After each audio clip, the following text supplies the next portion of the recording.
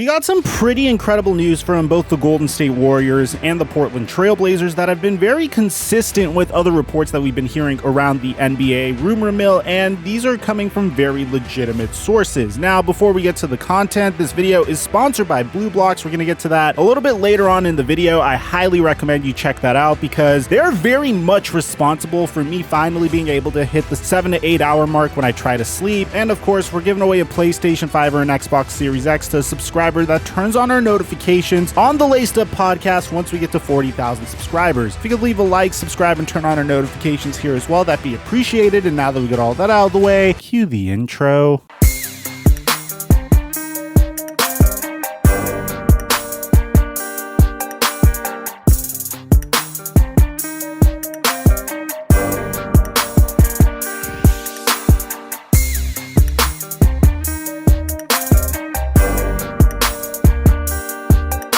Mic check 1 2 1 2. What's going on, everybody? So we're hearing a plethora of information in regards to the Golden State Warriors and, of course, the Portland Trail Blazers, and these aren't necessarily linked together at all. I wanted to preface this. It's just this news seemed very appropriate to sandwich into one video as opposed to getting you guys multiple videos on the matter, and I felt like you guys would appreciate that. So the first piece of information we have is in regards to the Golden State Warriors, which the last time I brought you guys an update on the Golden State Warriors, it was in regards to Klay Thompson not being able to start the year with the Golden State Warriors, but hopefully as time progresses forward, Klay Thompson is going to be able to join the Warriors in the middle of the season. He's progressing in his rehab really well, and we have a whole dedicated upload on that. If you want to check that out, we'll leave it in the end screen. But the question about the Golden State Warriors this entire offseason is more to do with what are they going to do? What they've dealt with over the past 2 years is definitely unorthodox for a team that's dominated the decade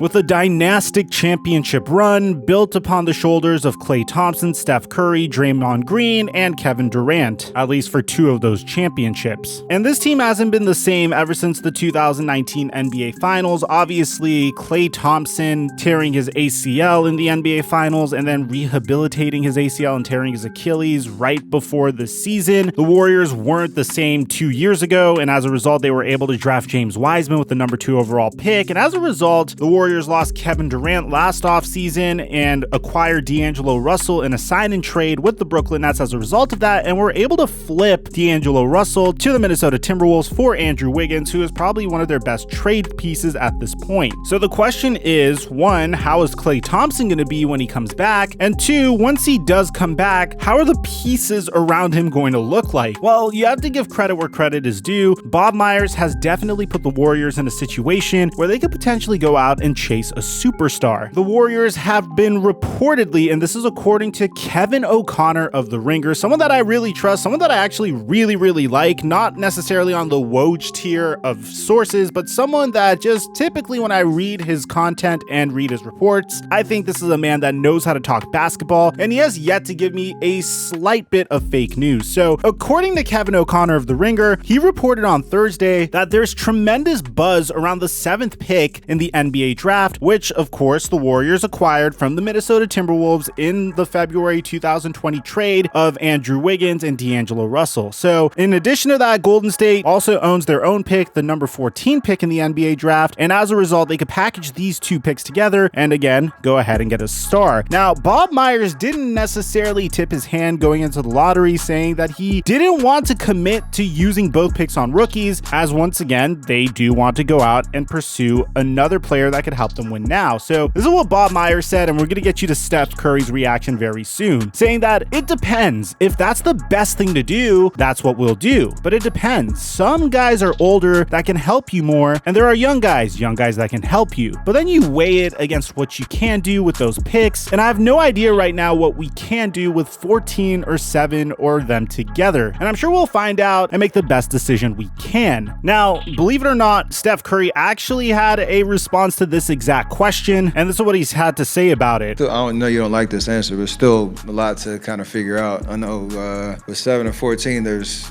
probably going to be some legit talent there that if it's the best player and the right fit, like, of course they could, make an impact and be ready right away to play some significant minutes and then hopefully get better throughout the season to be ready for a potential playoff run. But, you got a lot of different talented guys, and you don't know how that 1 through 6 goes and how things change really quickly. So, I've always loved to get my input and be a part of that process. But, as it stands right now, I don't think we've had any guys within that top 1 through 14 even come out to the Bay to work out yet. So it's just a lot of moving parts and pieces, and things can change really quickly. Now, here's the thing. I think the most attainable player for the Golden State Warriors this summer is a player that's yet to demand a trade. We did have a rumor come out yesterday that the Lakers were trying to pursue a sign and trade for Russell Westbrook potentially. We shut down whether that was plausible or not because I do think the Washington Wizards could potentially get significantly more assets from a team like the New York Knicks or any other team that at least has their draft picks over the Los Angeles Lakers. So that's the reason why I'm skeptical about any Russell Westbrook trade happening between the Lakers and the Wizards. But the reason why that's relevant is if the Wizards were to trade Russell Westbrook, chances are they're also going to trade Bradley Beal. There's a chance that Bradley Beal even demands a trade if he's not happy with what goes on in the Washington Wizards offseason. I think that's something we have to sit and wait on, but I think he's definitely the most attainable player because his contract does run out at the conclusion of this upcoming season, and the Golden State Warriors could give the Washington Wizards the 7th pick, the 14th pick, and Andrew Wiggins, and I guess if they really wanted to, James Wiseman, but I think at that point it may be a little bit of an overpay, but of course they do have the assets to get a player like Bradley Beal, and I think he's the most attainable. Now, another player that Golden State Warriors fans have been clamoring for is Damian Lillard, and that's what we're going to get to right here because Damian Lillard's situation is very unique. You see, according to Jason Quick of The Athletic, the Portland Trailblazers feel tremendous urgency to build a contender around Damian Lillard, and they actually fear losing Damian Lillard if they don't, which is kind of bizarre if you think about it because, again, this is a guy that is literally going into year 1 of a contract extension and is locked in to Portland over the next 5 years. But check this article out and we'll get an idea of what's going on in Portland. So apparently, Neil Olshey has had 2 meetings with franchise star Damian Lillard this summer. One was 3 hours on June 19th, and he had a meeting in Las Vegas on July 16th that included brand new head coach Chauncey Billups. Now, historically, this is very normal. Neil Olshey and Damian Lillard have always had an open line of communication, and this summer has been no different. Apparently, Damian Lillard feels like he is racing against time to win a NBA championship, and he has literally lost sleep over the Portland Trailblazers' first round loss to Denver this season, and he wasn't sure everyone else in the organization was as pained as he is. So he wants Olshey to surround him with better players and more of them. And speaking of not being able to sleep, well, you guys remember how a month ago I would tell you guys that I wasn't sleeping really well? I was getting about 2.5 to 3 hours of sleep a night. Well, the real reason as to why I wasn't being able to sleep was because I was up late looking at my computer screen whenever I would edit my videos at night. And apparently this was as a result of blue light strain on my eyes. So pretty much what blue light is, it's this very bright light that comes off of your screen, and it inhibits melatonin secretion from your pineal gland, which is the chemical in your brain that tells you, hey buddy, it's nighttime, it's time to sleep. Thankfully, at the time that I was dealing with these very frustrating sleep deprivation and insomnia issues, I was told that I'm going to be sponsored by a company by the name of Blue Blocks, who specialize in glasses that block out the blue light from your eyes. And immediately I began to see a difference. I went from falling asleep at 3 a.m. and waking up at 6 a.m. to falling asleep at 11 p.m. I wear them each and every night before I go to sleep now, and thankfully I've been able to fall asleep. So obviously the sponsorship is very near and dear to my heart because it truly solved one of my greatest problems and greatest health struggles over this past year. And I don't know if you guys know this, man, but if you can't sleep, coffee doesn't hit you as well, good news doesn't make you as happy. This is something that's super important, and if you happen to be struggling with this,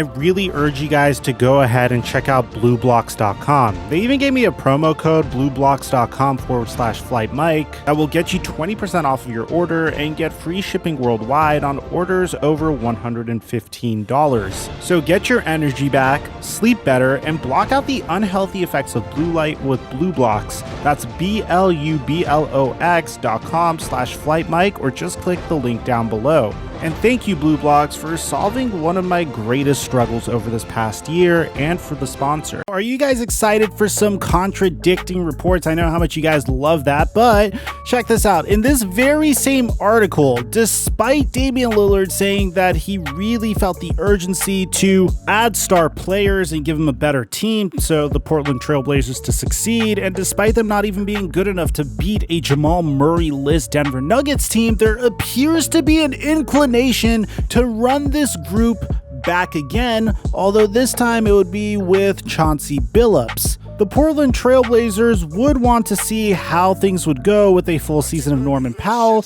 even though this would not align with Damian Lillard's vision. This can be a little problematic, of course. The article continues saying that Damian Lillard last week shot down a published rumor that he would ask for a trade in the coming days, which I really think we should get some props because we covered that topic incredibly. Like, right as those fake news articles were coming out, we stood pat and got you guys the legitimate news and the entire storyline of the day. It was a crazy day. I'm going to leave a link to that video in the end screen. It's the thumbnail of Damian Lillard at a Knicks press conference. I thought that'd be a little funny and you guys would laugh at that. But although Damian Lillard has not demanded a trade yet, that doesn't necessarily mean that he is committed to Portland this upcoming year, because he even came out and said that he hasn't made any firm decisions on what his future would be. Damian Lillard is essentially calling for accountability from the Portland Trailblazers and is really asking for aggressive action.